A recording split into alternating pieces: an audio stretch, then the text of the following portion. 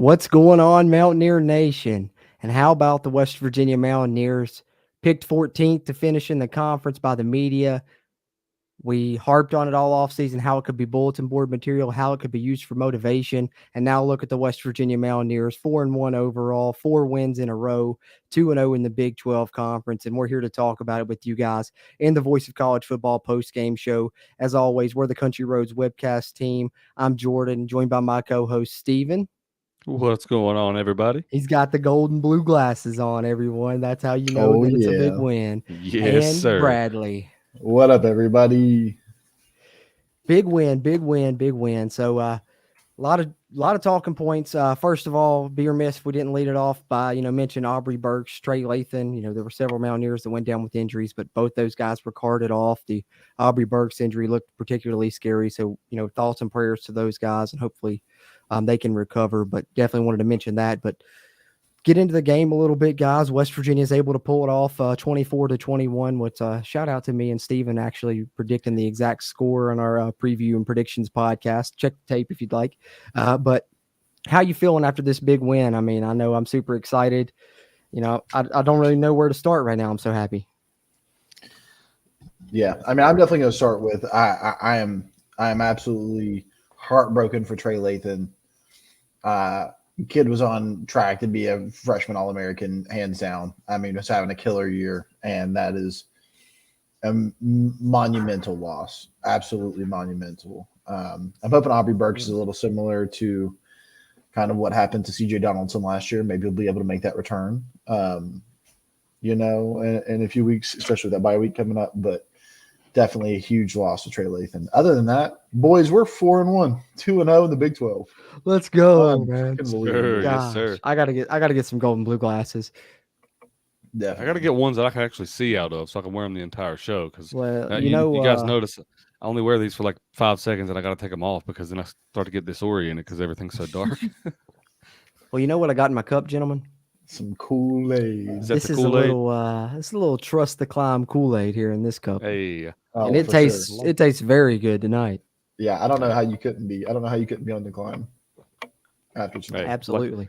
Like Jordan said, man, we had that correct prediction. The way that I said that the outcome of the game wasn't the way that it ended up being. I said that we were going to win on a walk-off field goal. I did too, but hey, it was close enough. I'll take it. You won on a field goal play. Walk-off field goal block, basically. Yeah. We'll call it a walk-off field goal. Close enough. In the early fourth quarter. Yeah, but how about, West Virginia special teams showing up big, and immediately when it happened, I texted the group because I know I'm not the only one that probably listens to the, pregame show, the MSN pregame show, and Neil Brown's pregame conversation with Tony Caridi. It stood out to me, and it was actually the first thing I wrote down in my notes, to start the game was Neil Brown's pregame keys to the game were winning the turnover battle, which actually, was a push because nobody turned the ball over.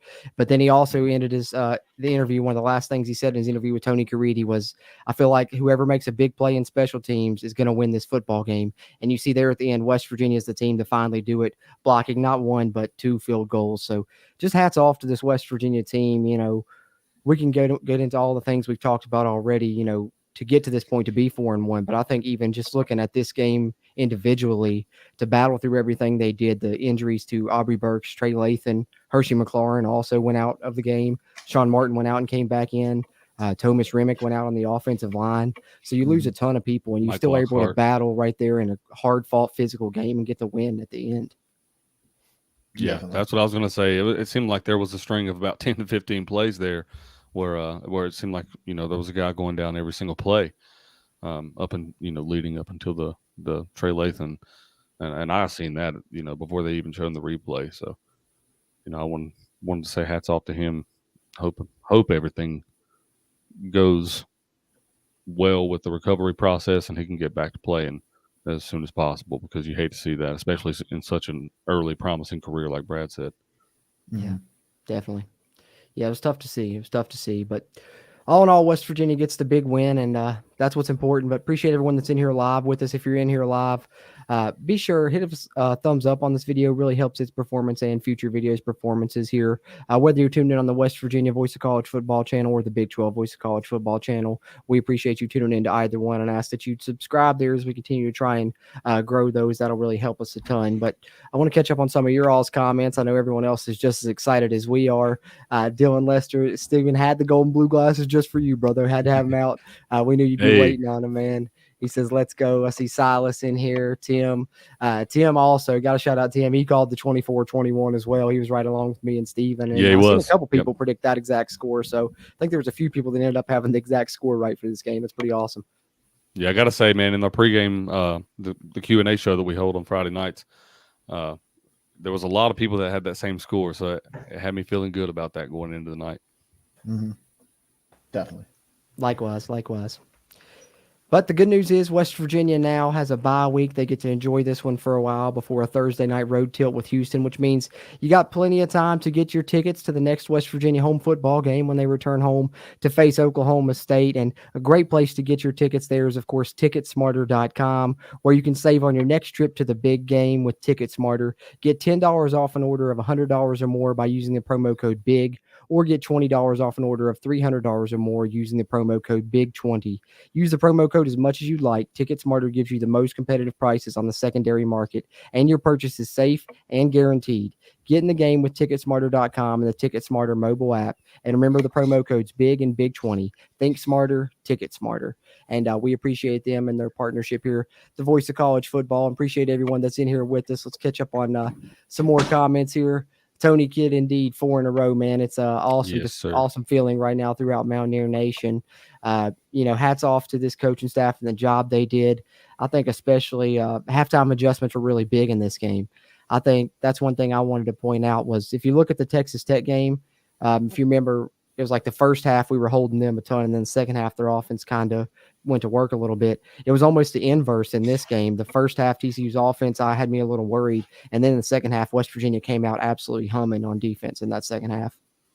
Yeah, that's one thing I'm glad that I'm sorry, Brad, I didn't mean to cut you off. That was one thing I was so glad that you touched on, because I noticed that early on in the fourth quarter that we held them to, I think it was 2 total yards. Is what they had at the beginning of the fourth quarter. I had it wrote somewhere. Yeah, 129 total yards for West Virginia in the third quarter, 1 total yard for TCU in the entire third quarter. Yeah, that's what I thought. I knew it was somewhere around that number. I don't think crazy. They released the half-to-half stats on here just yet. But yeah, from a game-to-game week, and you make that kind of a flop when the defense is playing consistently well altogether anyway, you love to see that. Absolutely. Yeah, especially against an offense. I mean, TCU's offense was really good. Chandler Morrison was ripping it out there. I mean, he was having his way. And they got a good running back. Like they were looking good. Yep. But our DBs were stepping up, and they were making plays. They were making really big plays. They weren't making interceptions. This game could have been easily a 20-point swing if we would have intercepted the ball half the times that we touched it. But they really stepped up and kind of showed it to a good offense. Yeah, and with we said, with some backups in too. Mm-hmm. That's another huge positive I guess we could take out of this is there is a lot of points that we left on the table tonight. You think about the dropped interceptions. I can think of 4 off the top of my head, 2 of which could have went for 6. The Nick Malone field goal the field goal that Nick Malone got the procedure call on that got called back. That's 3 points you left on the field there. Obviously, you should have scored on that goal line. Whenever goal line stand, touchdown, you obviously should have scored there. So I mean, there's a lot of points that you could have gotten out of this game that you didn't get. But your defense, I think, really, I said it several times throughout the game. The defense gave the offense way too many chances for us to not win this football game. So hats off to them once again in another week. Yeah, absolutely. West Virginia has a formula right now that they're finding ways to win football games with, and I think it's really impressive what they're doing, especially on the defensive side of the ball. And the offense, I think, is continuing to come around and improve a little bit. But let's talk about that a little bit. I think because that's the area of concern, or was heading into this game. People were wondering if West Virginia would be able to score enough. Obviously, the answer to that is yes. They get 24 points, which I believe is the most they've scored against a Power 5 team this season, if I'm not mistaken. And also for the second consecutive week, they hold a team that have scored 30 plus in every game before them, under 30 yet again. So they did it to Texas Tech, did it to TCU now, and West Virginia now moves to 22-5 in the Neil Brown era when they run for over 100 yards as a team. Second consecutive game, they've ran for over 100 yards in just the first half of the game as well. So rushing offense is clicking. But what did you guys think about the offense's overall performance? Garrett Green returning to the lineup. Did you see some things there that you really liked and maybe think that it could be turning a corner in some ways, Stephen, or do you think there's still work to be done there? I think obviously there's still work to be done. But one thing I do think is a really strong positive for us is that we adjusted in the second half stronger than we have, I think, in any game previously before. And I think Garrett Green showed that, well, in the beginning of the game, that he was back to being healthy. I know towards the end of the game he was limping a little bit again, but throughout the entire game we played how we have normally played this season. Run the ball down your throat and then try to beat you over top. And at times it did work, but in the end part of the game we finally started to get our passing game clicking a little bit. More specifically, I guess in the third quarter, more throughout. So that was one thing that I really, really like seeing. But to touch on that on a negative side, way too many drop passes once again tonight. I mean, we had Garrett was hitting them in between the numbers all night long. And I mean, those are catches that you've got to make. You just got to make those. And for whatever reason, we're just not making those catches right now consistently. And I think that if we're going to win a lot more of these games going down the stretch, you're going to have to make those. But like I said before, I think that at some point you got to think that those receivers are going to start making those plays. Well, I mean, in the third quarter, they finally started making those plays. Yeah, I was about to say some of them stepped up. And it was a lot of our youngsters, too. I mean, Rodney Gallagher was making plays, Hudson Clement. Right. I thought that's one thing that stood out to me. We talked about, Nico being clutch on that one drive where they had to have it last week against Texas Tech. And I think Garrett did that again this week for the team, in the drive where they had to have it, where it almost was a touchdown, ended up being a field goal drive. But what stood out to me, and one thing I jotted down in my notes on that drive, was our freshmen really stood out in that drive. I mentioned Gallagher and Hudson Clement, but Jaheim White as well. I think he's really starting to come on. That's my guy, favorite player on the team. But Brad, what do you want to add there in regards to the offense? Yeah, I'm going to touch on the quarterback first. When I was hesitant about starting Garrett Green in this game after they made the announcement.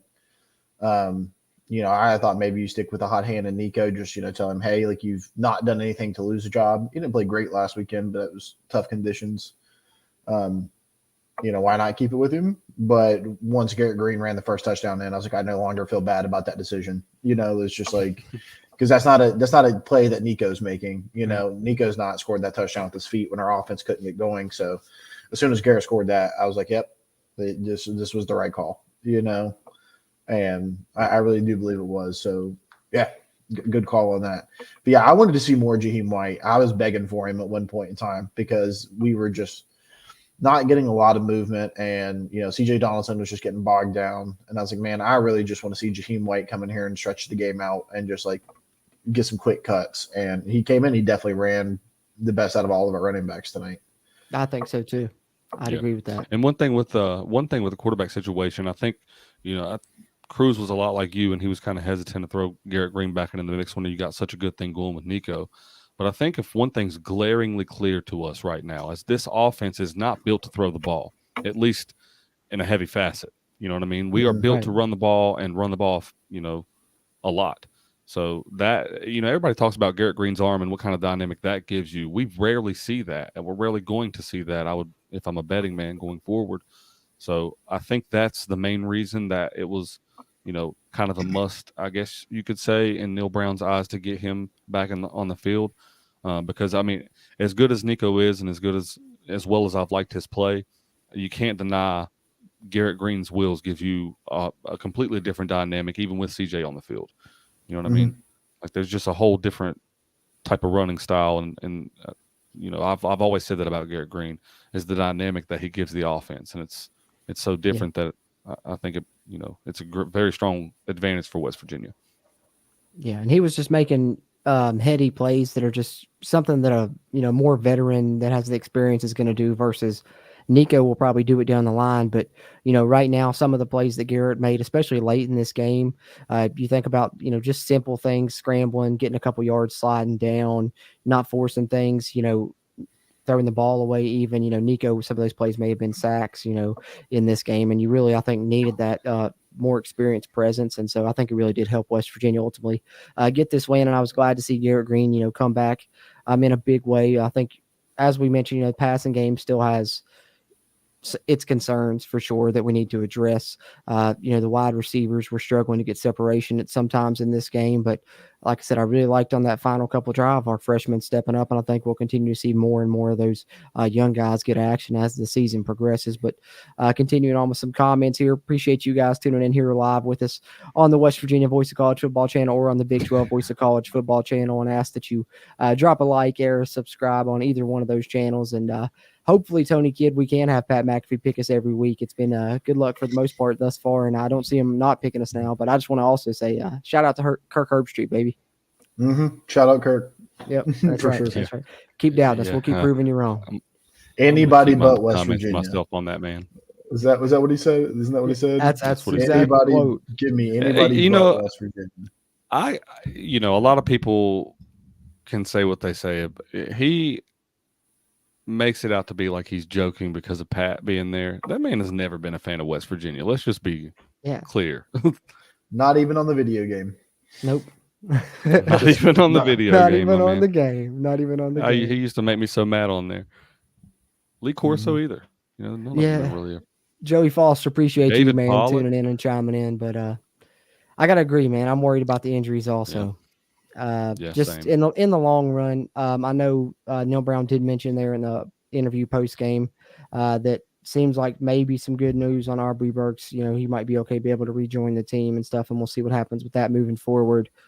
Obviously, doesn't look like we'll see Trey Lathan anymore this year. We've already lost, Montre Miller and Keyshawn Cobb to season-ending injuries. So starting to get worried about the depth in the secondary for sure, especially at the safety position, depending on what happens with Aubrey Burks. So everything's great right now, but, hopefully down the line, we still just are able to have the depth to be able to compete and not get tired, late in games or in November when we really need to win games to be able to compete for the conference. Because, right now we control our own destiny and got, a couple games coming up, which we may finally actually be favored in following our bye week. So it's looking good, but that's definitely a concern I have as well. How are you guys feeling about the injuries? I mean, shout out to Marcus Floyd for stepping up and really being honestly a really elite player back there in the defensive backfield anyway. But I also want to say, and I doesn't feel like it has to do with much as injuries as much as it does with just general depth, but also Hershey McLaurin stepping up today. And that guy kind of just came out of nowhere. I feel like I haven't seen him all year. And then in one game, he's like, I'm here. And hope he's all right too. Yeah. I mean, he was bringing some unreal pressure. Yeah. He was. And pass breakups too. He had at least a couple of those. Mm-hmm. For sure. You gotta wonder about the depth going forward. But I'm sorry, were you not finished, Brad? No, it's okay. I was going to say you got to wonder about the depth going forward, but I guess that's the positive of a bye week coming at the time that it did. Because true, that's good point. Same story, different season. I guess you know what I mean. It feels like we're always talking about our depth issues at this point in the season. And normally, just like last week, I'll point that out too. Just like last week, in a game that you should have lost in a situation like it was. When I say should have, that's the game that you would have lost in how many seasons prior.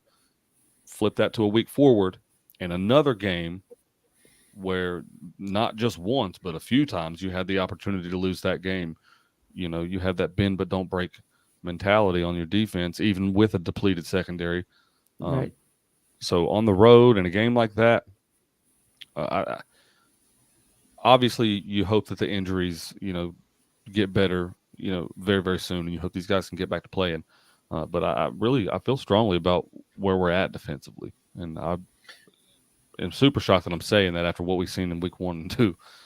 I agree. Defense, but it's been I just definitely think 180. I do think that we're gonna start with all these injuries and just general tiredness because our defense having to win so many games. they're not going to be as productive as what they have been, towards the end of the season. There's just no way for them to keep that up. So our offense has really got to get their shit together if we want to make this as good of a season as it could be. Yeah, and I think that they're going to continue to improve. We'll see what happens. But, speaking of, injury concerns, it's not an injury concern, but I know we brought it up in the Q&A stream, the pregame stream that we do towards the end of the week on our channel there, the Country Roads webcast. You can find here on YouTube. Be sure to subscribe us up as well. We do all kinds of Mountaineer sports content, Big 12 college football, and do weekly podcast episodes, at least a couple a week throughout the season. You can find on YouTube or any podcast platform. But, I mentioned that there's allegedly a couple West Virginia wide receivers that are going to voluntarily redshirt and likely enter the portal whenever that opens again. And, of course, that kind of seemed to be true. Obviously, you didn't see those two guys play in this game, those being Cortez Braham and Jeremiah Aaron. But I'm also a bit concerned about, a guy that I've also been a fan of because I heard rumblings and then you didn't see him at all in this game. So Jalen Anderson, I'm worried that he might be following that same path as well. I don't have any intel on that one way or the other, but it had been rumored before, and it was interesting that he was nowhere to be found in this game also. Yeah, and you did see somebody I think Justin Johnson got a couple snaps. So yeah, and Jaheim White was the second running back, so. I was going to say, you've seen Jaheim White a lot tonight, and you didn't really see Jalen Anderson, and you got to kind of figure that they would have used a 3-back set. Which is sad, because I think Jalen Anderson honestly has potential to get playing time this year, especially with, CJ had a decent day today, decent game last weekend. I really think there's some opportunity for him to earn some of those snaps out, but hey, it is what it is. We got to keep rolling at this point. Yeah. That's right. Whatever we're doing is working, so I'll say don't change it too much. Catch up on some more of your all's comments here as we continue throughout here on the West Virginia post game on the Voice of College Football. Appreciate you guys tuning in here and chiming in. Let's see if I can figure out where we was at. Here we are. JC, I guess, or Jackie. I think it's JC Ruckle. I'm going to go with that. Hopefully that's right.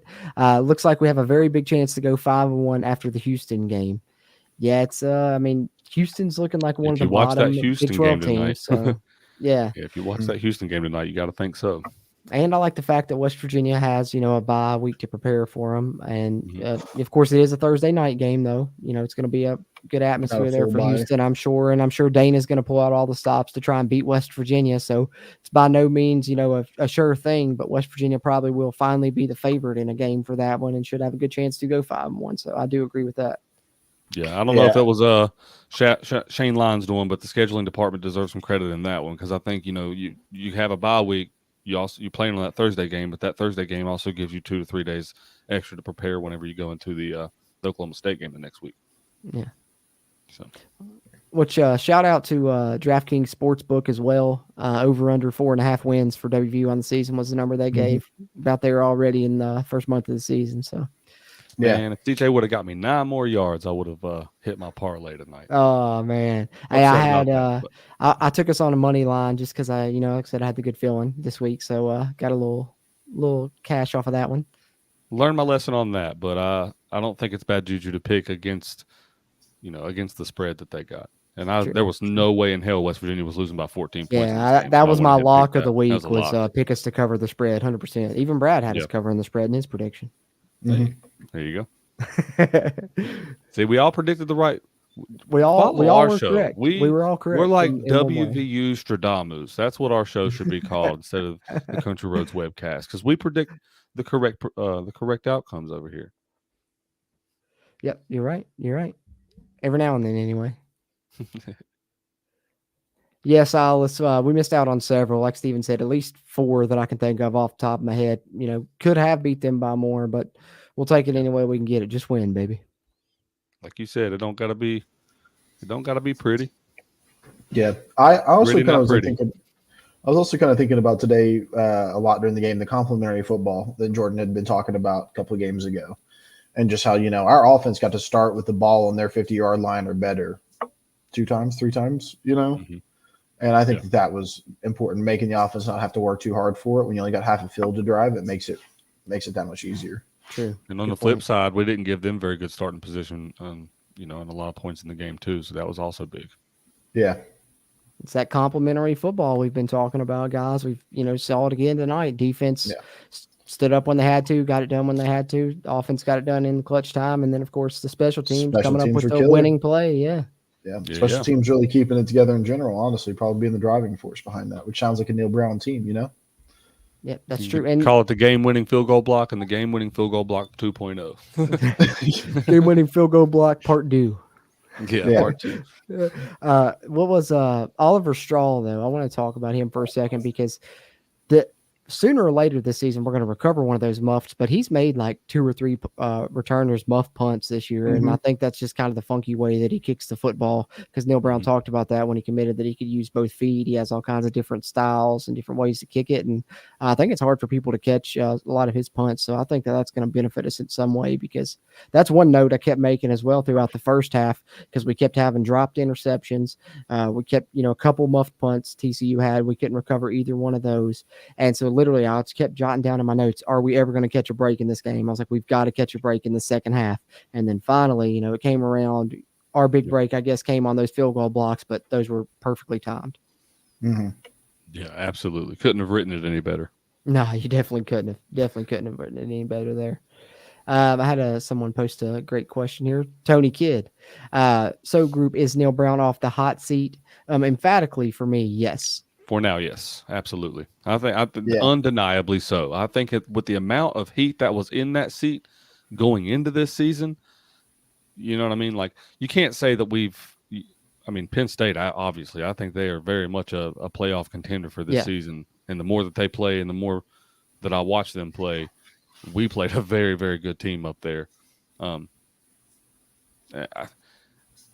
This team, for what they were picked to be. It's well known they were picked 14th in the conference, and we were a JV football team. Sonny Dyke said that, by the way. Just got beat by a JV football team. We have done what, Cruz has mentioned it several times, gritty, not pretty. And it may not be what we're used to seeing in winning football games, but the man has found a way to get it done. And, and people have criticized his play calling. They've criticized this and they've criticized that. He's come out and he shut them up all year long. So I think for me, and Cruz just said it emphatically, he's not only off the hot seat, but I threw my time to climb hat on the other day. Yeah, in the preview podcast I did too. I had the Trust to Climb hat ready. We got our Trust to Climb Kool-Aid, our golden blue glasses. We're all in right now, and I think with the rate things are going, you're talking about not only being off the hot seat. You're talking about potential Big 12 Coach of the Year vote. Coach of the Year, right? Going this way. He keeps going this way. You cannot deny that, my man. 100%. And just look, that's one thing we've talked about. We've tried to hammer it home on the podcast episodes is, penalties was an issue last year. We struggled with it a lot. Strength this year, something they saw, they corrected it. Tackling was an issue last year. Something they saw, they corrected it. Just everything that was a weakness last year has become a strength this year. And that has to go to coaching them, singling out the areas that we were bad in, where we needed to improve. And not only have they, pointed those areas out, they've actually went out, made the action happen and improved in those areas. And it's really made us a very good football team. And it took some time, I think, maybe longer than we wanted and would have liked. But finally, I think they've got things where they want him here with this program in year 5. They've got the chemistry right, the culture right, and they have a winning formula for this 2023 version of West Virginia that's working right now. And I think it's got a good chance to continue working. Yeah. And Stephen was talking about people being critical of the coaching staff. I've been really critical, incredibly critical. We all have. Yeah. And one of the biggest things was penalties, discipline, just looking like an undisciplined team, a team that didn't know what was going on. Even though today I did have some PTSD flashback when Neil Brown had to use his first timeout and 4 minutes into the game. Oh yeah. And just because he doesn't like what's on the field at first drive, I think even. And I was like, you got to be kidding me. I haven't seen this all year. This is really going to happen right now. Is this what I'm about to see all freaking night? And it's not. It was a disciplined team that didn't hold. We didn't get penalties called. We played right. We played well. We came out there with class and we whipped ass, so. Hey. Yeah, man. And I agree with you, because the first half I saw some of those things and I was like, this is uncharacteristic from what we saw in the first part of the year because we did have a couple penalties. But and it a looked couple like mistakes traditional we no had there. ground. It literally looked like the last 4 years. And the first half like, had me concerned because of that. And I'm not gonna lie, I was a little bit like, I know we were down 7. I think it was in the second half, and we were down 7 at one point, and I felt like the game was out of reach for some reason because of some of those things that happened in the first half, and I was doubting us for a second, and then had to get my gold and blue glasses back on and get back up on the horse, and ended up come back around on us because then it started to resemble more of the team we've seen this year and the improvements that we've seen. But I had that concern there in the first half as well, Brad. But second half, it looked awesome. It was exactly what we wanted to see. The team that like doesn't that beat third themselves. the third down and one call that almost killed me, man. When you're third and one, granted your line's beat up, you're going through a bunch, but you need 1 yard to basically seal the game. 3 minutes left to go, man. You just give it to your 240-pound running back, or you quarterback sneak it. You make 2 plays out of it. You don't throw the ball and not waste any time. Yeah, I wish we'd have ran it there too. Yeah, which to further my point earlier, like those decisions last year would have killed us in games, and those were they would snowball into what we couldn't come back from, and that's one thing that I really love out of this team is you never really seem to be out of the game. At any point. But also, like the insanity of 2 blocked field goals is like, that never happens. The insanity of 2 blocked field goals is crazy, but what's insane is there was 2 defensive holding calls in this game. You usually don't see 2 of those in an entire year. You're right. 2 on the same guy, and that same guy, he did absolutely held the shit out of Zach Frazier. An injured. You never want to like talk bad about a kid, but I swear that I haven't seen as many dirty shots from a single player in one game in a long time. I mean, he was. Yeah, I could go in on a lot of negativity on that, and I don't want to. No, I was right there with you on that extra point when Thomas Remick got injured, which is what it is. People got injured in this game, but that was one that was questionable. But I was going to ask that. Anybody in the comments that's heard anything on Tomac or Wyatt, if they're okay, please chime in on that, or if either of you guys. I haven't heard anything on them. I've heard that the last update on was on Aubrey, and but that's about the only one I've heard an update on right now, I think. There's a lot of hopefully after the stream, be able to listen to some of the post game pressers, and maybe they'll have a little update or something. It says this is the update that WV Football just put out 4 minutes ago. Okay, Junior safety Aubrey Burks will stay in Fort Worth tonight for observation, and then Trey Lathan will also remain in town and have surgery on his lower leg. I figured that one. Dang, that stinks that they're both staying. So yeah, I wonder. I wonder what the deal was with Aubrey, what the injury actually was, because you wonder if it was more of like because he was conscious. Yeah, so he was. I thought he was knocked out. Was it a neck injury or was it a? I was worried about spine or something, just the way like his head went, maybe. But I don't know. Hopefully not. Hopefully it's just all precautionary, and maybe it was a really bad concussion or something. Who knows? That's what we can hope. Best case scenario at this point, I guess. You guys played football. I mean, pretty like middle school. I think they made us watch this video whenever we played football. Oh yeah, I remember that. On the proper form of tackling and like what happens whenever you lower your head. Yeah, and I don't know. Anytime I see a guy lower the head like that, it kind of scares me because you really don't know what the effect is going to be. Because all it takes is a conjuncture of that one part in your neck right there, and it's a done deal. Yeah. Oh yeah, it's scary. It was and I mean it was silent in the stadium. I felt like had been pretty loud prior to that, and then afterwards, just the next few plays, you could have just heard a pin drop there, and I don't think the broadcasters knew how to respond. And just watching the game, I felt like I was at a loss for words too. It was just a terrible situation. And like I said, continue, send prayers out for Aubrey Burks, because that's a guy that, has a potential professional future as well. Even, he's been a standout player. And so, yeah, to touch on that though, I think it was pretty classless for an entire stadium to boo someone when they go down the with Trey an injury, Lathan, like on the Trey Lathan injury. Yeah. That's classless. Yeah, I think TCU definitely comes out on the bad side of this today.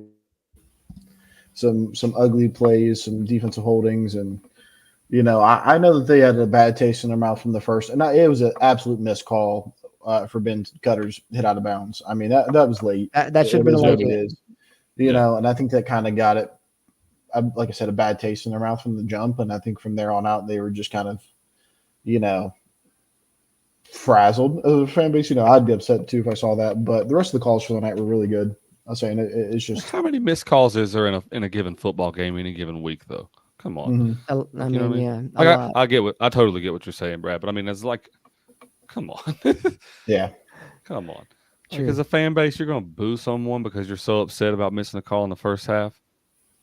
Like, yeah, maybe why your program's in the state that it is. Like, I know you played in the national championship a year ago, but yeah, I know it was bad. I didn't enjoy them booing the Lathan injury either, but just hopefully he bounces back strong because he was having a great year. Joey, as far as the thumbnail, that's on Mark. You have to take that one up with Mark. I'll let him handle the thumbnail on these ones. So, but hey, it worked out, So all's well that ends well, I guess. Charles Peterson with a great point. To a default, he likes a squad that doesn't defeat himself, and that's been one of my favorite things about this team. I pointed out this season, guys, and yet again, you see it in this game: low penalties, no turnovers, pretty good fundamentals. West Virginia just not going to beat themselves, and they're going to force you to play your best game to be able to beat them. And like we said, gritty, not pretty. We're going to take you down in the muck and make it a fist fight and make you play our game. Rush you to 20. Yeah. Race you to 20, I guess. Yeah. What was it? I think I was on Three Guys. It was like somebody compared it to an alligator just taking its prey and, bringing it into the lake and, hitting them with the roll and, until they're dead, It's pretty much our style of play, man. Pretty much, man. And that's one thing I love, like on our, our podcast intro, it's got the old Rich Rod quote, they want to make it a 7-on-7 drill. We want to make it a fist fight. And I think that just perfectly classifies this year's team. Mm-hmm. Yeah, definitely. I would buy a shirt that said gritty, not pretty on it at this point. I mean, we can make it happen. At this point. We can make it happen. Hey, we got a lot of merch coming from the Country Roads webcast here, man. Speaking we got gritty, not pretty t-shirts. We got blue and gold glasses. Yeah, we're thinking about getting some blue glasses rolling. Stay tuned. We're gonna have t-shirts with all of us just sipping Kool-Aid on there, man. Trust the climb Kool-Aid. Let's see, where was we at here in the comments? Lost my spot here. Hey Kenny, what's going on, man? Appreciate you. What's up, buddy? Hey, Kenny, you weren't wrong too much though. Our pass rush did get home. Wasn't quite 10 sacks, but they did good, and we ended up getting the win, Kenny. That's all that matters. So you were right on that. Definitely affected the quarterback. Definitely put some pressure on. He was rattled. Yeah. Kelsey Whitlatch says, when people said I was nuts to support Brown still after Penn State, I'd like to reiterate why I did now. Cashing it in, boys. Hey, as well you should right there. If you stuck with him the entire time and was never on the fence and was fully trusting the climb the whole time, hats off to you, because I had moments of doubt myself. But, I think after the Penn State game and after the Duquesne game, we started to come around.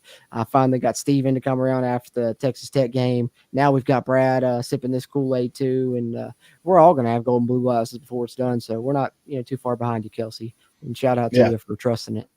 And I mean, I going into this game, I had predicted it as a loss because I said, it's just not. It just didn't feel like a game we were going to win. I just hadn't seen that from Neil Brown yet. Going out and winning one that he probably shouldn't. Really grabbing one by the horns. I mean, you're a 10-point underdog to TCU still, and you come in and say, "Nah, I'm going to win that one."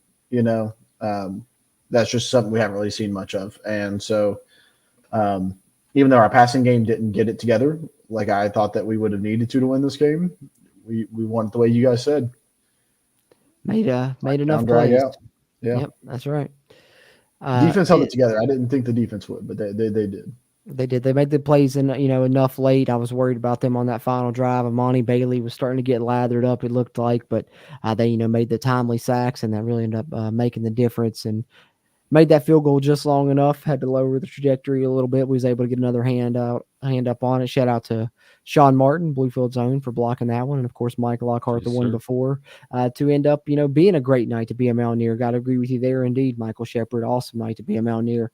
West Virginia is 4-1. We can't say it enough. 4-1 and 2-0 in the Big 12 Conference, guys, which means we're tied for first place in this conference right now, boys. Yeah, absolutely. The likes of Texas and Oklahoma. That's right. So we're in great company right now. We don't got to play Texas because Texas is looking scurry. Hey, also, but we could see him in a championship game. Big 12 championship. Throwing out predictions here.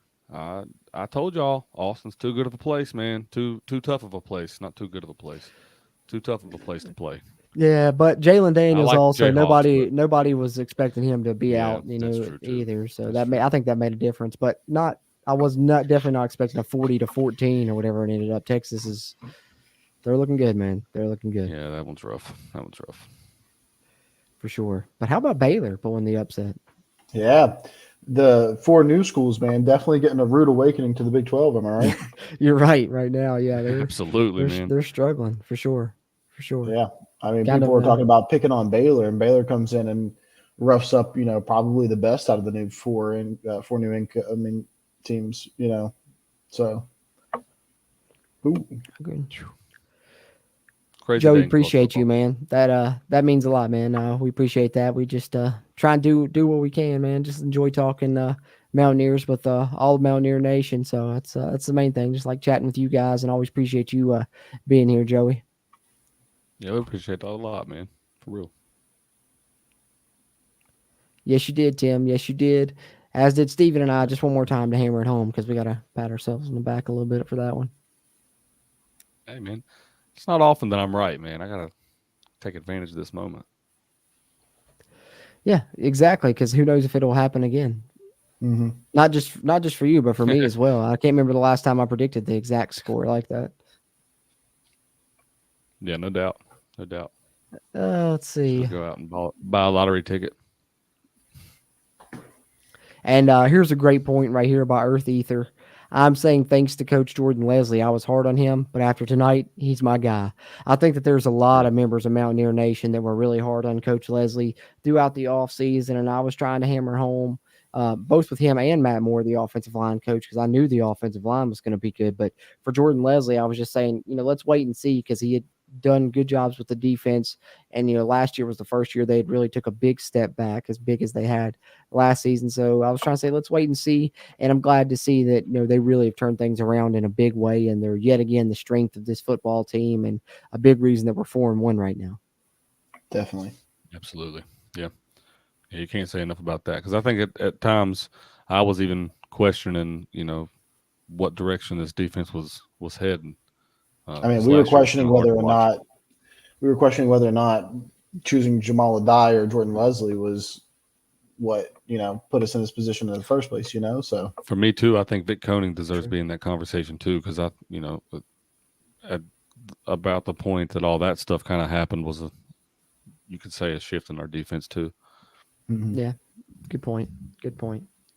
But I did want to. There was a couple things I wanted to point out here.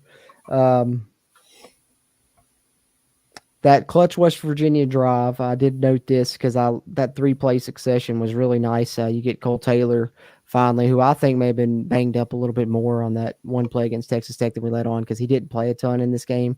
And then finally, when we needed to make some plays on that one drive, we finally got him involved in the action. But he had that big, awesome catch on 3rd and 8. And then you followed that up with a play that I certainly wanted to mention. That was E.J. Horton, somebody we've been wanting to see more from. He gets targeted, makes an incredibly tough catch over the middle, got absolutely drilled and still hung on to the football. Yeah, big time stuff. For your there. First collegiate catch, what a hell of a play, man. Yeah, absolutely. Great job. Absolutely. Speaking of E.J. Horton, though, I just wanted to throw this out there because I saw Tony Kidd said something about it. Marshall's 4-0. Oh, just coming from Marshall. Marshall won today. They're rolling. Yep. Yeah, we are Marshall. Both WV I root programs for Marshall.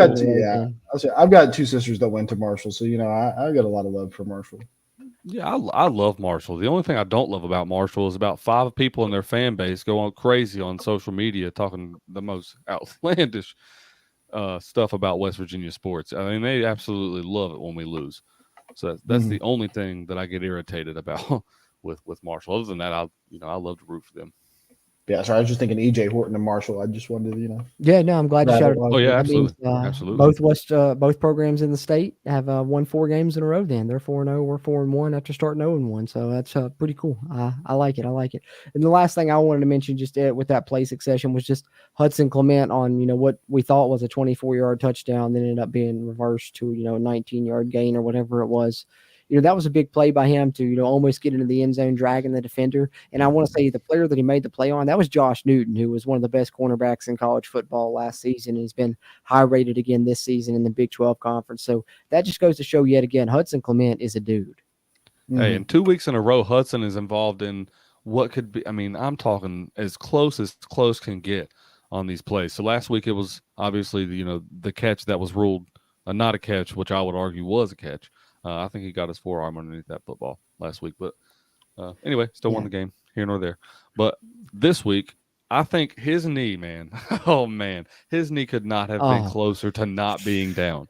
It literally looked like a single blade of grass that kicked up. If the grass was cut just slightly shorter, his knee was not down. Yeah, it was ridiculously close. That was like 2 weeks in a row, too. The West Virginians had a really close play like that because that was extremely close. And if you remember last week, we had a quarterback sneak, and the measurement was probably the closest measurement I've ever seen. It was just the ball barely getting over the marker. I was actually that was the one time that I left my seat during the entire game to go to the concourse because I wanted hot chocolate. Because if anybody was at that game last week, you know how cold and rainy and miserable it was. Cold and rainy. So I needed to get me a hot chocolate to get me through the second half, and I watched it on the TV up there, and all of us were roaring, but the crowd roar that came from that was pretty impressive because I knew it had to have been close. Yeah, it definitely looked very close. But I wanted to say one more thing for sure that I had in my notes that I didn't want to miss on, and then we'll do players of the game if y'all want, and we'll get ready to get out of here, wrap this one up. I know it's a late one tonight with the late kick for the Mountaineers, but certainly knew you guys wanted to chat, and we wanted to chat with you guys. So appreciate y'all coming to the West Virginia post-game show here at the Voice of College Football West Virginia channel and the Big 12 Voice of College Football channel as well. We'll be here following every West Virginia game throughout this season. We're the Country Roads webcast team here. Follow us on YouTube and on any podcast platform as well. Just search Country Roads webcast. But before we get into player of the game, the last thing that I wanted to mention was this win finally gets Neil Brown's record to 500, 26-26 at WVU, and also marks the first Big 12 defeat for Sonny Dykes as the TCU head coach. He was 10-0 in Big 12 conference games coming into this game. Yes, so that's big. West Virginia goes on the road, beats TCU, team that played for the Big 12 championship, played for the national championship last year. Team everyone was high on. West Virginia, 14-point underdogs, goes on the road in a night game, hostile environment as double-digit underdogs, gets the win. So shout out to Neil Brown, finally getting to 500 and pulling a big upset that we've been waiting to see him do, and got a couple signature wins under his belt right now at this point, and we're trusting that climb. Absolutely. Yep. And I will be the first one to admit, I'm not going to say that I was wrong, because I don't think that I was ever on the point of like, he's terrible, he's got to go. I don't think any of us were really on that much of it. But I've always said that I want him to be that guy. I want what he's doing to work to win football games because I love his culture. I love his attitude. I love the person that he is. I love Neil Brown as a person for the man that he is and the respect that he brings to the game and to our program. From day one, I've always said that. I will admit that, what we were saying was harsh at times, but as I've said before, if we weren't critiquing, I don't know, that sounds bad. If we didn't have some like stuff to, if we weren't critiquing him, we wouldn't be doing our jobs on this show. Well, right. That's the whole point. It's just discussion points, and that was definitely one of them. And it was the hot button issue at the time was, the job he was doing, was it good or was it not? Because that's one thing we'd said this whole time was he'd been doing everything right but win, and so now he's winning. So it seems like everything's in a very good spot right now, if you're asking me. But what do I? Yeah, well, and I think a good way to look at it, and they kind of the right score. It hit me. It hit me pretty nice in the broadcast when the guy was like, he was talking about Neil Brown and just like the way he approaches things. He said, it's hard to not root for him. You know what I mean? Is the way he said it. It's hard to not root for Neil Brown because the kind of guy he is. Right. And that's just kind of like the position that we've been in. It's like, man, I don't want to go against him because he's done everything but win. But at some point in time, you got to look at it and be like, well, why are we not winning? It's because we hadn't been a disciplined football team. We had been not very good on defense. We had not had great chemistry, didn't have an identity, no mobile quarterback. And it's like, but once you start fixing those things, and it's, there's no no hindrance to wanting to root for the man. You know, Right. that's why it's so easy to start sipping that Kool-Aid again, because it's like, okay, Exactly. like you're showing me the product, like you're showing me the wins, and like that's all I needed. The rest of it I already saw. Yep. Exactly. Well, that and then one 100%. thing you didn't mention was one of our main criticisms was he wasn't a guy that was willing to make change, especially for people that were his guys. You know what I mean? Yeah. And you're finally starting to see what if someone's not doing the job that they're assigned to do, he'll make that change quickly. Yeah. And I think that finally this that year, deserves like to that's be. something where you see like Jalen Anderson and like not getting as much touches, Cortez Braham and Jeremiah Aaron, trimming the fat there, and that's something you haven't seen him really do, especially on the offensive side of the ball. And, absolutely a different kind of guy, which is, why looking at the beginning of this game, I was even going back to Garrett Green. I kind of was like, oh man, that's Neil Brown being Neil Brown. That's him not wanting to try it. You know what I mean? Like that's him going back to his safe thing and not being willing to just trust Nico. But again, made me eat crow on the second drive of the game. So, hey, all's well that ends well. Hey, that's why I don't get paid millions. And another thing, I think if anything was proved tonight, we got two solid quarterbacks behind center, man. So good point. For the first time in a while, we've got a really quality backup. And we've got a lot of, for as bad as everyone wants to talk about the offense, I'll say it again, the youngsters showed up on the big drives, and we've got a lot of young talent at the skill positions. You look at Traylon Ray, Rodney Gallagher, Jaheim White, Hudson Clement. All of those guys are freshmen. Well, you got to be excited for the future.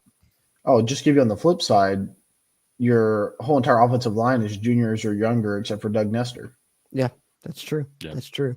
So it's done a great job building this roster, and we've said that all along. We're just waiting on the wins to come, and finally here they are, 4 in a row to be exact. Yeah, 4 in a row. I mean, really, we've only got like 2 seniors that are starting on the whole 3, if you count Cole Taylor, I think, or is Cole Taylor Jr.? I think that we've got 2 or 3 seniors on the whole team, if I'm not mistaken, within the starting, 22 or whatever. I'm pretty sure. Yeah. Going back to the quarterback, stuff to think about, man. I don't think that I've been this excited. And you guys know how I love comparisons. I hate that I love them so much because it gets me in trouble sometimes with things. But I don't think I've been this excited for a quarterback since whenever Geno was sitting behind Jarrett Brown for the year that Jarrett started, and Jarrett came in did a good job as succeeding Pat. I can't hate on anything that he did, but you could see flashes of greatness in Geno. He played at certain points in that season when Jarrett played, and then in the Gator Bowl when Jarrett went down, and then he had to come in. He made some mistakes, but you could see what Geno was going to be, and then eventually, obviously you see how that ended up. I mean, I can't help but get the same type of excitement that I got watching him play. I mean, it's a different style, of quarterback play altogether. That's true. Right. But just the excitement that I get from watching him play and knowing that he is the future of our program. That's something I missed as a Mountaineer fan. I mean, even with Will Grier, you knew what you got, but I don't know. I just didn't ever have that type of excitement with it. I don't know. What I'm seeing on the field right now and what we have the potential to be in the years coming. And of course, you got the transfer portal, so there's a lot of things that can happen. And so I don't want to put too much on that, but that's where your culture matters. That's exactly right, Brad. That's exactly right. And I think that right now the team you got the chemistry is awesome in the portal, but the chemistry and the culture all together in that locker room after every single game, it's got me ready to wanting to run through a brick wall every time. So likewise, I absolutely love seeing that. That's making me feel like, I'm thinking back to when Aubrey Burks got hurt.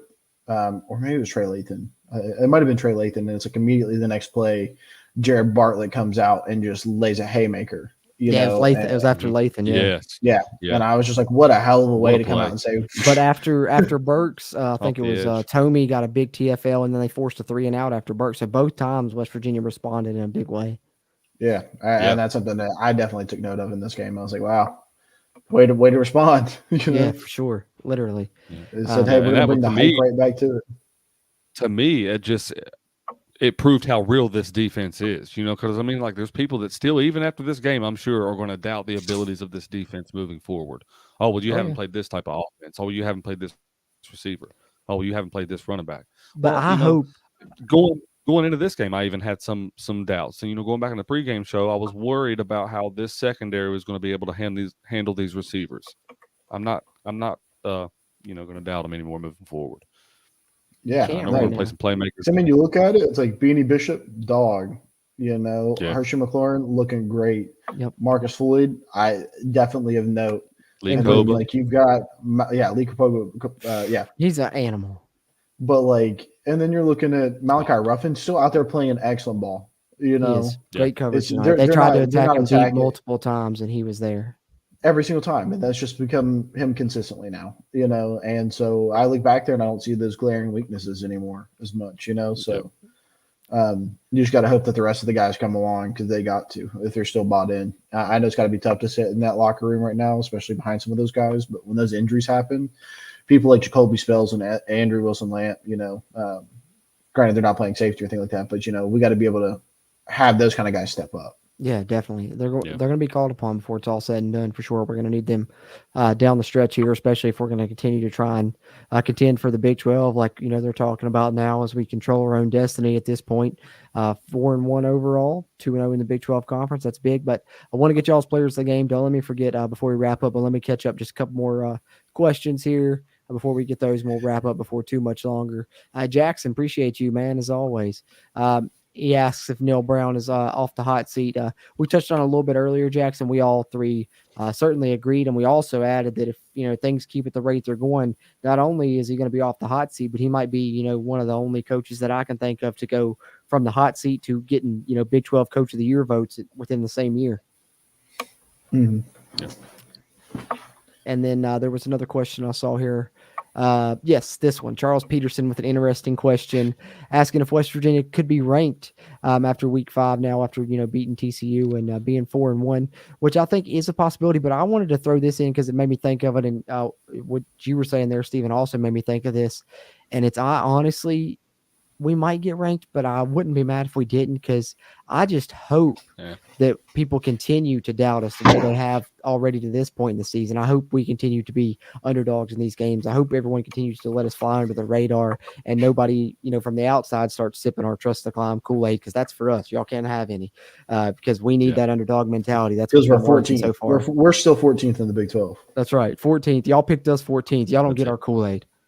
Yeah, that's it. But I agree with you because of the way things have gone in the past. Every time it's always the same story every single time. When we get ranked, we get that big head about ourselves, and then we come out, and it just seems like every time in that first game after being ranked, we come out more lackluster, and we don't want to play as hard as we're capable of playing, and so that it does take that chip off your shoulder to a point.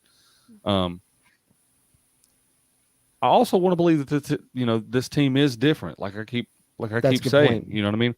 All of these different things that I keep saying have been the story in prior seasons for WVU, seem to be changing, and they seem to be flipping that narrative. So, if they're going to put us in that position, I want to believe that West Virginia can keep changing those narratives of what they have originally been for us, and keep it going and keep that Cinderella story. Because the fact remains that we were picked 14th in the beginning of the season. That doesn't change. No matter if they put us number 2 this week, you know what I mean? Like the fact remains is that we were picked last to finish last in this conference by pretty much every coach in the Big 12 conference. Yep. So 14th. I think that enough should be your motivation.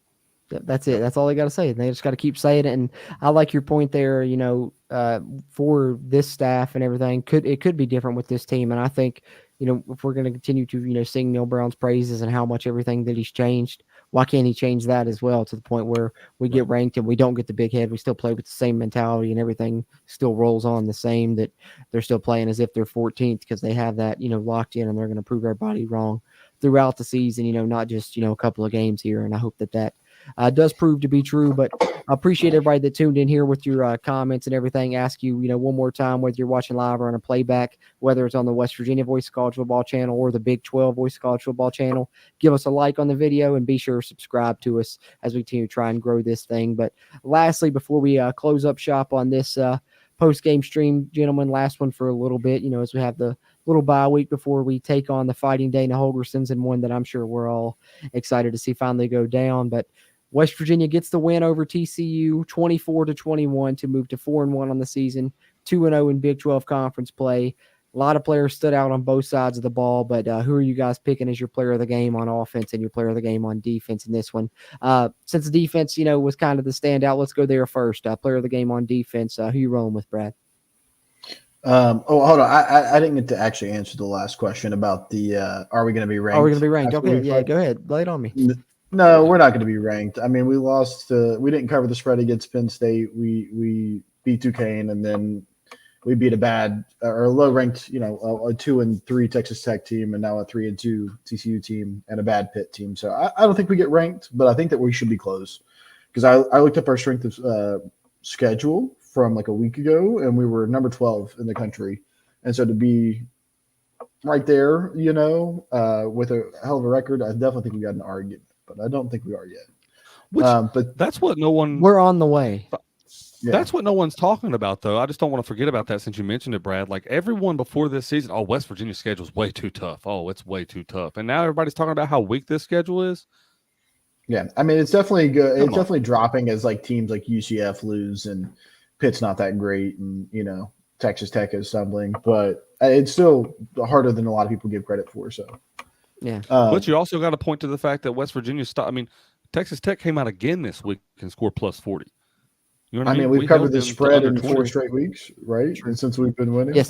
That's right. Yes.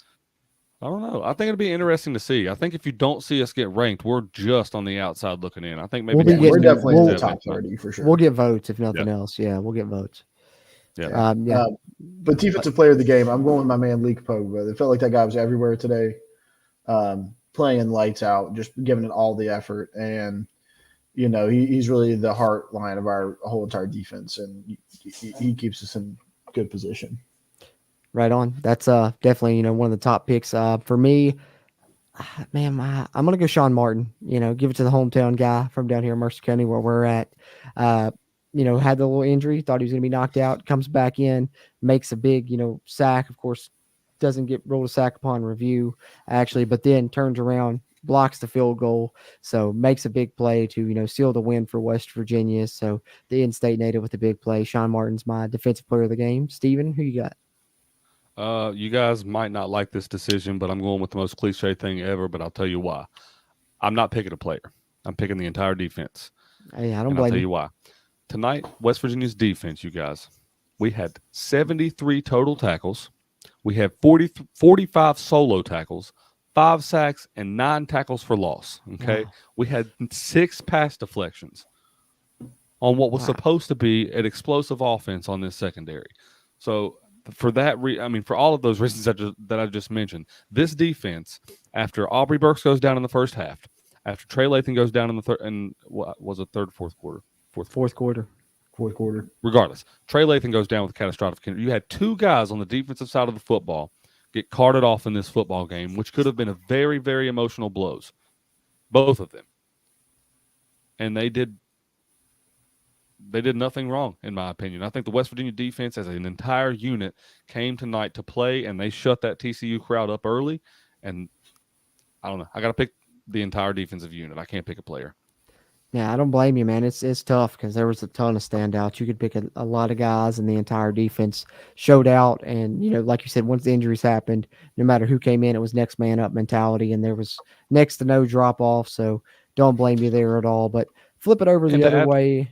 And I wanted to add one thing. Those sacks that I mentioned, the 5 sacks, there were 7 different players in on those 5 sacks. That's awesome. So meaning that is awesome. It was 1, 2, 3, 4 guys got credited for half a sack there. 1, 2, 3, 3 other guys got credited for a sack themselves, a whole sack. I don't know how that just goes to show you this defense is absolutely swarming to the football. Mm-hmm. Absolutely. But let's flip it over. Let's give our offensive player of the game before we close up shop here. Steven, I'll let you lead it off this time on the offensive side. Where are you going? Might be the easy way out, but I got to go Garrett Green, man. Coming back, taking this offense over and coming into this type of game on the road. Picked just 14-point underdogs in this game. Kid balled out, did great. Got to give it to him. So, GG. Good pick. Yeah, don't blame you. Shout out to GG coming back in a big way, making big time plays, couple touchdown runs, and really, made the plays when they counted and when we need them to in clutch time. So good pick there. I'm going with Jaheim White. It's my guy. Obviously, I've been singing his praises a lot throughout the season. One of my favorite players on the roster. Love seeing him, get thrust into action a little bit more in this game. Made some big plays. He had that 25-yard run that really helped West Virginia in the second half. And I just really like what I see from him overall, and I hope his role continues to grow in this offense. And I think he's a great complement to C.J. Donaldson's power with his potential breakaway speed. So I'm going Jaheim White just to be different, although Garrett Green's probably the top pick there on that side, I guess, if you don't give it to an offensive lineman or something. But, Brad, what about you? Yeah, I'm going Garrett Green too. I just don't know how you can't. Like I said, like Steven said, he comes in after 2 weeks off and just commands the offense. Probably our leading rusher for the day. Made passes when it counted, didn't turn the ball over, and did what he needed to not lose. And I think that means, Michael Hayes definitely deserves some respect. Yeah, absolutely. He hit a head of a field goal before it got pulled back because of Nick Malone. So, and then had the distance on the second one too, just barely missed it right. Yeah, he did. He did. Just hooked it a little bit, but he definitely had the distance. He's got an awesome leg on him, and as Boring Gaming says here, game ball for sure. Got to go to special teams in the long run for those 2 clutch blocks. Not once but twice do they keep TCU from tying this game up. West Virginia wins it because of special teams blocks. And just one more time, I got to shout it out because I thought it was so cool that Neil Brown, prior to the game in his pregame conversation, said that he thought the key to the game was someone making a big play on special teams, and proved to almost be, a psychic move by him as West Virginia makes 2 big plays on special teams that ultimately seal the game to get West Virginia to 4-1 and 2-0 on the 2023 season. And super excited to continue to talk about these Mountaineers and these Voice of College Football post-game shows here on the West Virginia channel and the Big 12 channel. Like I said, we are the Country Roads webcast team. You can find us on YouTube and on any podcast platform. But anything you guys want to add here before we close up that we didn't get to touch on that you guys wanted to mention here at the end? Nah, brother. I think I'm ready for the Country Roads. Let's do it. Steven, anything? Man, I just want to point out again, man, how proud I am of this defense and, the whole team, but this defense, man, is as hard as everybody was on them, including us, going into the season. And after that Penn State game, I can't say enough about them, man. They've truly made a believer out of me, and I just mentioned it a lot, but I really just want to give them the ultimate amount of respect because they really have came to play this year, and they've given us a lot of opportunities this year that we shouldn't have had to win these football games. So, great point. Got to hope that we get healthy. Just got to get healthy. Great. And that transitions, perfect segue into, I just wanted to mention one more time as my final thought, obviously, just, thoughts and prayers to both Trey Lathan and, of course, Aubrey Burks after the scary injuries. Just one more time, send them, best wishes for them to get well and everything to be okay in the long run for them, as they have, high hopes for their lives professionally and otherwise. And we hope to see them see those goals and dreams through, and they deserve to. So hopefully they're able to bounce back from what was some scary situations. So thoughts and prayers out to them. But on a lighter note, West Virginia, as we said, 4-1, guys, 2-0 in the Big 12. Can't be, more excited than we are right now throughout Mountaineer Nation. Go ahead, throw them on one more time, Steven. You see them, the gold and blue glasses coming soon to a face near you, hopefully. And we got gold and blue glasses here. We got Trust the Climb Kool-Aid going around as West Virginia gets the big victory. And we're looking forward to talking about more West Virginia victories throughout the season. So come back right here following the West Virginia games moving forward here in 2023. We'll talk more about these Mountaineer victories here on the Voice of College Football post-game shows on the West Virginia channel and the Big 12 Voice of College Football channels. We're the Country Roads webcast team. For my co-hosts Steven and Bradley, your West Virginia Mountaineers are 4-1 and undefeated in the Big 12 Conference. So as always, let's go Mountaineers.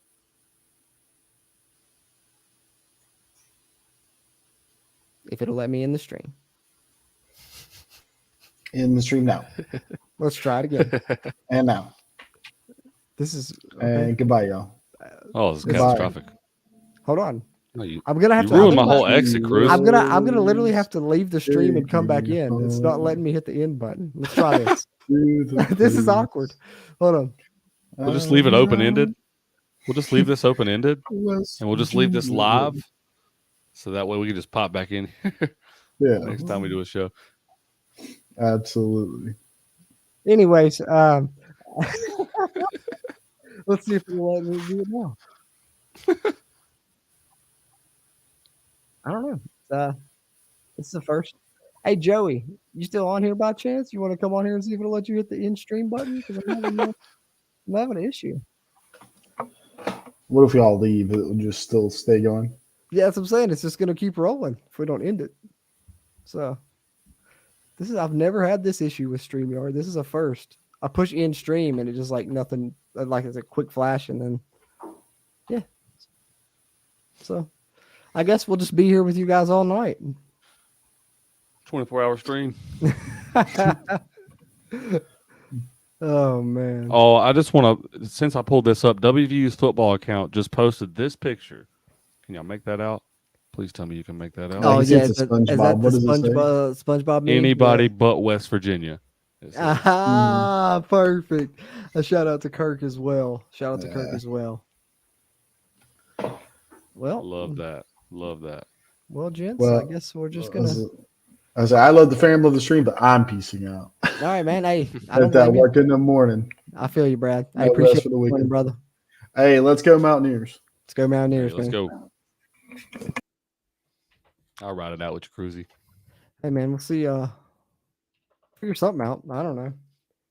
I'm trying to think of another option. Anybody ever encountered this problem with StreamYard not being able to actually end the stream? Because this is a conundrum. It's an absolute conundrum right now. I wonder if I open a second window. Forgive me if you've thought of this, but is there an end stream button? You know, there is, but it's just not wanting to get the job done. Oh, hold on. We got it. Oh. We've got it. We've got a chance that we're going to end the stream now, guys. We're going to get out of here. Literally, we're going to take off this time. We mean it for real. But we really do appreciate you guys and love you all throughout Mountaineer Nation. West Virginia 4-1. Couldn't be more excited about it. They picked us 14th. Golden Blue Glasses on. They picked us 14th, and we're currently tied for first. So keep rallying cry of them picking us 14th, and we'll keep using it for motivation, hopefully for continued success. But appreciate you guys. As always, we'll be back for more West Virginia post-game shows as the season progresses. For Steven and myself, until next time, and for real this time, let's go Mountaineers.